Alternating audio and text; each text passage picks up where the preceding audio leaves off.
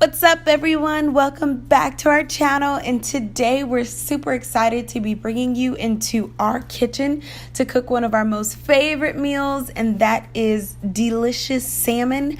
I feel like I've come up with the best salmon recipe featuring my most favorite seasoning, which is the Slap Yo Mama Hot Edition. So we're just gonna hop right into the video, and if you guys want to see how to make our favorite salmon, stay tuned. So I'm starting off with a 3-pound salmon that I got from Sam's. We buy our salmon in bulk because it's just cheaper. So I'm starting off with that salmon. I'm going to clean it really good. I hate just taking meat out of the package and throwing it in the pan, so I always clean my meat.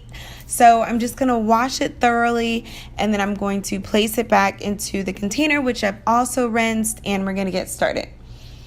So one of the biggest keys to salmon I've realized is that you can't start with wet salmon. It just does not take well no matter what you do.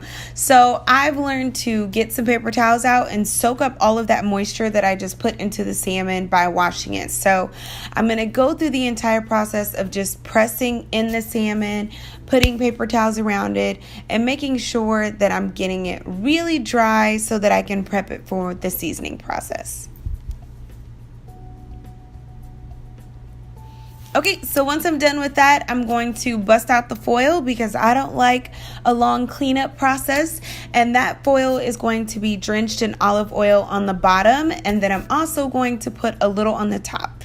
And once I do that, I'm just going to rub it in really good. Make sure I'm getting into all those corners. If you guys buy salmon in large amounts like we do, you might want to check for any bones in there. There's always a possibility of bones in fish, so just make sure that you're safe and get all those bones out. Alright, so I've come up with a mixture of my favorite seasonings on salmons. A lot of it just came from trial and error, but I use a good combination of different types of seasonings.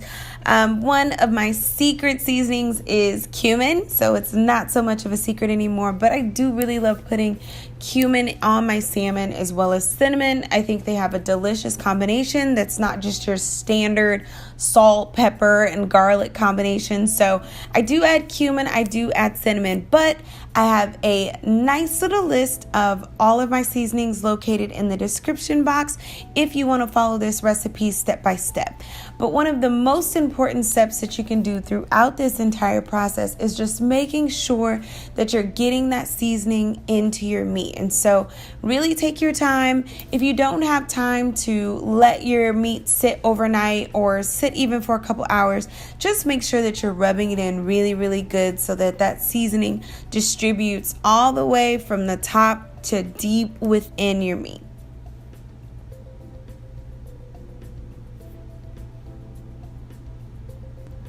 So as I said before, I'm not huge on putting a ton of salt on here, so you'll notice that I'm just going to sprinkle some salt on top, but it's not a ton. The rest of these seasonings are salt-free, so while you're out looking for seasonings and you're wondering, hey, should I get salt or no salt? Get no salt. It's so much better for you to be able to measure the amount of sodium that you're putting into your meat. Last but not least, this is one of my favorite additions to every meat that I make, but I make a combination of oregano and parsley and add it to the tops of my meat. I just think it looks really pretty. Most of the time I can't taste the parsley, but I can definitely taste the oregano. I think I sprinkled a little bit of basil into this seasoning mix as well, but it looks beautiful on top. It adds a nice little kick at the very end.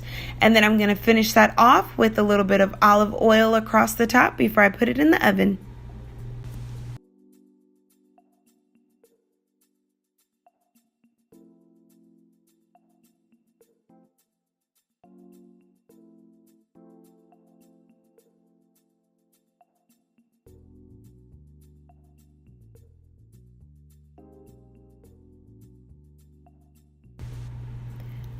So just make sure that you're preheating your oven before you're putting your meat in. There's nothing worse than putting your meat into a cold oven, guys. It's the worst. So I've made sure that I preheated my oven to 400 degrees.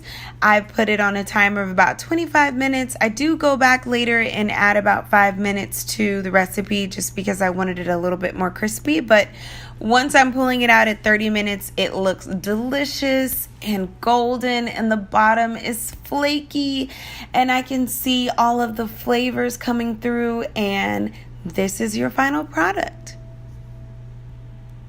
So let me know if you guys like videos like this. I love doing the talk through and the step-by-step recipes.